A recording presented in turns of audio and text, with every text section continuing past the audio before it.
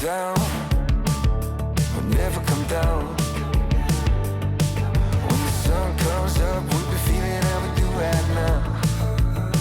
My heart's on fire, coming down to the wire.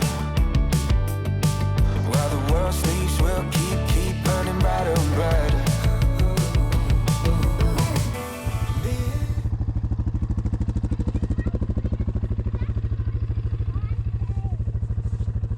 Come on!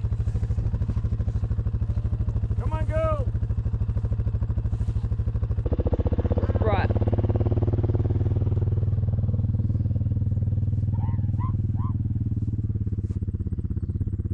Anthony is a tremendous help when it comes to moving the calves and the heifers around the farm.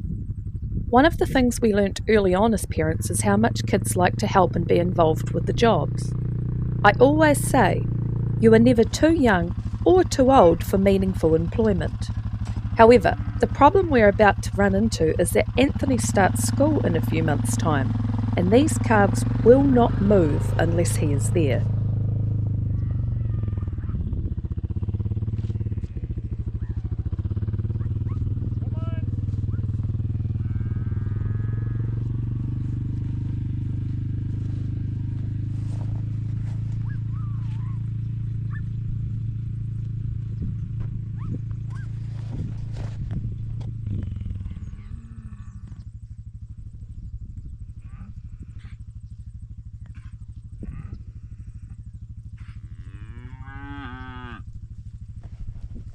We don't have any farm dogs, and Anthony is a self-taught stockman.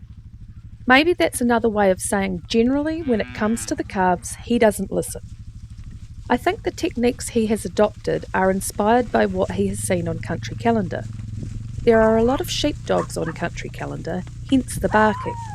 Although I sometimes wonder if he watches a little bit more Paw Patrol at Granny's place than she lets on.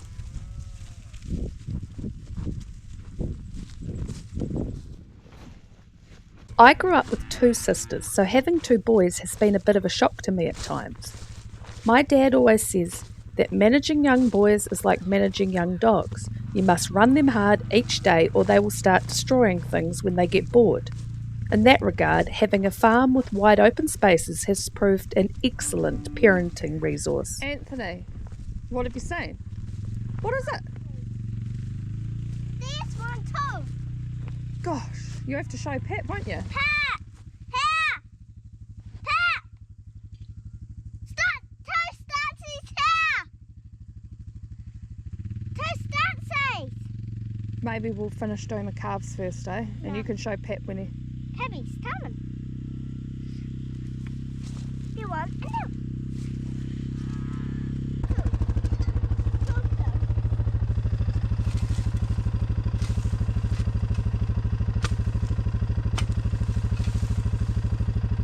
Boom. Dead. Where's the other one?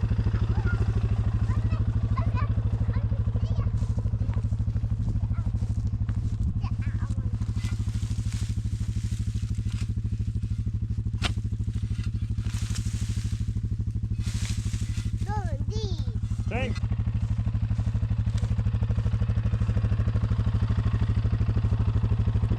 What's that one, Anthony? A werewolf.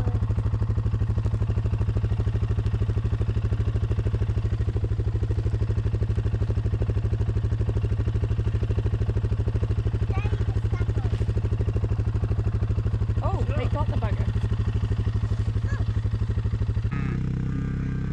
Anthony, they're going up that end of the paddock by that reel.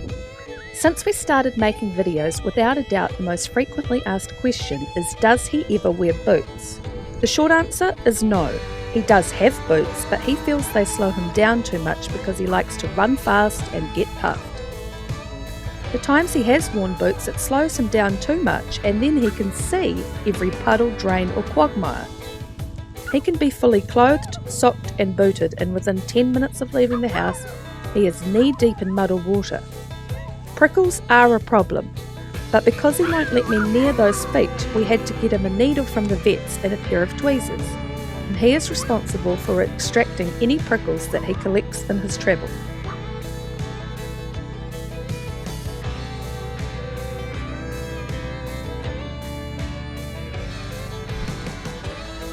cows were in this paddock last night, and this little piece at the top of the paddock was more than what the cows needed. So rather than giving them more than what they need, we feed it to the calves. 0.2 of a hectare is not a big area, and it would be easy enough to feed it to the cows. But if you do that every day for 100 days, that's 20 extra hectares that have been fed to no measurable advantage.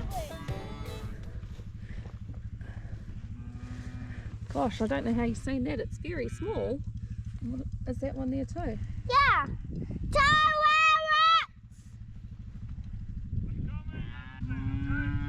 Okay.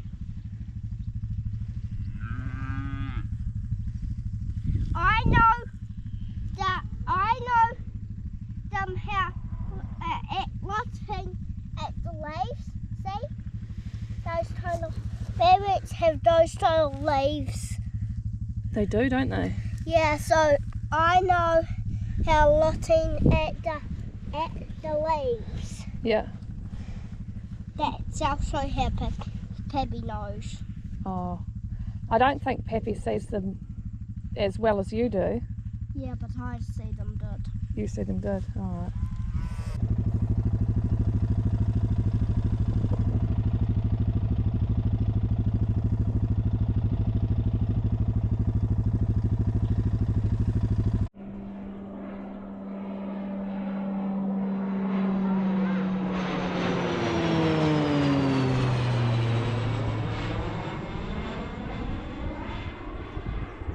And that one, I think that one just was like that.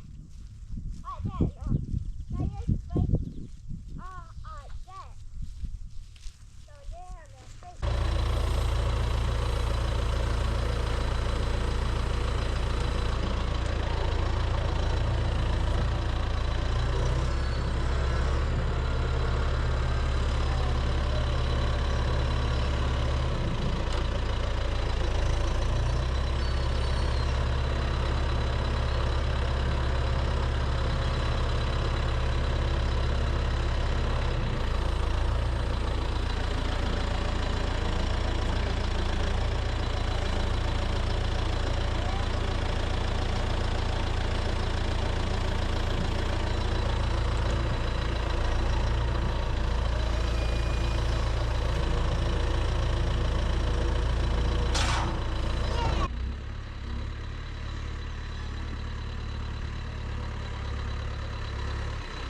All the water from our concreted areas is run through a sand trap before entering a sump that gets pumped to the irrigator and applied to pasture. The sand trap stops sand and grit getting into the sump and damaging the pumping system. Any leaves or grass that end up on the concrete float to the top and can be easily skimmed off. This sand trap is well overdue to be emptied.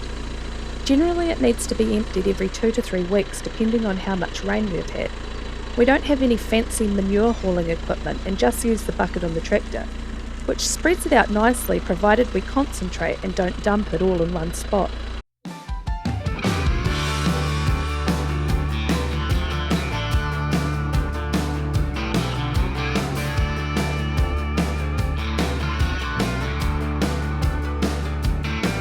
I'm dirty jeans and a 4x4, cruising down to your front door. I'm a closest pack and a whiskey neat, some dive bar right up the street. I'm a good old boy and a country star. No one else can go this far. Come on, babe, go with me, riding high, living free. Don't ask once and don't think twice, 'cause baby, I'm living the life.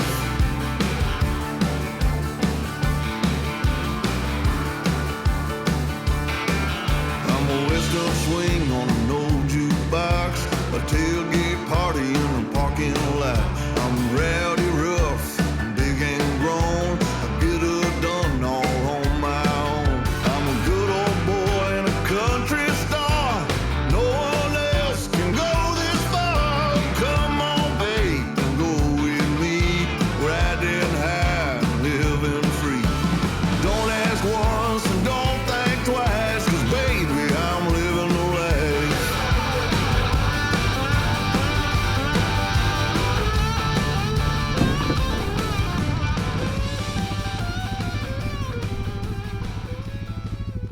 In the name of full disclosure, I have never actually had to move the effluent irrigator. Jurjen has always taken care of that. The problem being that if Jurjen broke his leg or was otherwise infirm, I would have to wheel him out to move the irrigator. So this footage is really for my benefit should I ever need to do it myself.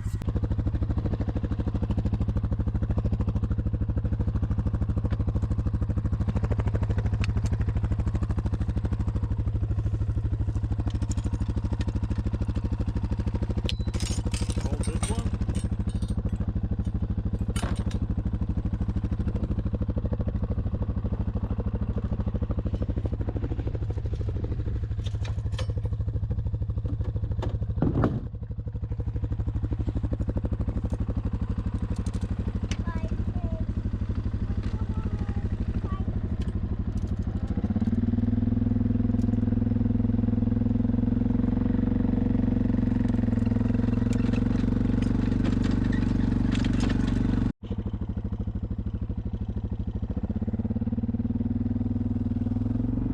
The travelling irrigator had reached the end of its run, so because this is a wide paddock, Jurjen is able to relocate it to the top of the paddock and do a run down the other side. The transportable pipes need to be disconnected and dragged back to the top of the paddock and reconnected to the irrigator. We have about 18 hectares of area we irrigate on. There is a pipe network underground that pumps the effluent from the sump. Each paddock in the effluent block has a hydrant that we connect the transportable pipes to. When it is too wet to irrigate to land, we can divert all the effluent to a large holding pond for storage.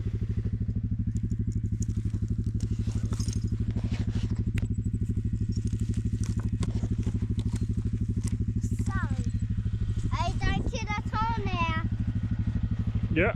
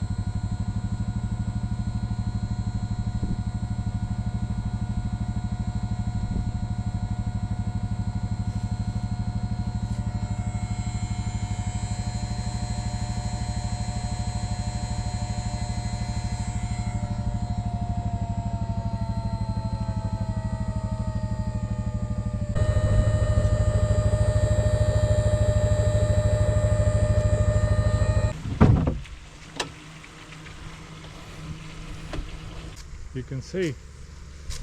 Yes, See it? Yeah, it's moving. See? It moves.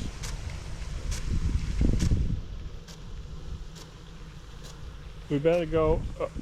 We better be out of here. Otherwise, we're gonna get wet.